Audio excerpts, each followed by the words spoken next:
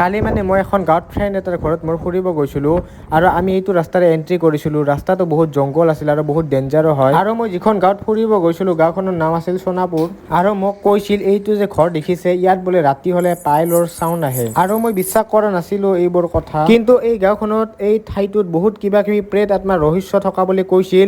মই কিন্তু এইবোৰ কথা একেবাৰে বিশ্বাস কৰা নাছিলোঁ আৰু মই ভিডিঅ' বনাই বনাই মোৰ ফ্ৰেণ্ডবোৰৰ পৰা বহুত পিছ পৰি গৈছিলোঁ আৰু মই দৌৰিব লগা হৈছিল। আৰু এইফালে সন্ধিয়া হৈ আহিছিল আৰু আমি ঘৰমুৱা হৈছিলোঁ। এই ঠাইখিনি দেখাত যিমান ধুনীয়া হয় সিমান কিন্তু ভয় লগা আছিল। আৰু এই ঠাইখিনি বহুত কিবা কিবি ৰহস্য কথা শুনিছোঁ। আৰু এই কালভাৰ দুটা যে দেখিছে এই দুটাত মানে বহুত ৰহস্য আছিল। ৰাতি হ'লে বোলে কিবা ইয়াৰ পৰা বহুত ধৰণৰ কিবা কিবি চাউণ্ড আহে। তাৰ পাছত মই কালভাৰ দুটাত ভিডিঅ' বনাই আছিলোঁ। তাৰপিছত মোৰ লগত যিটো ঘটনা ঘটিল আপোনালোকে বিশ্বাস কৰিব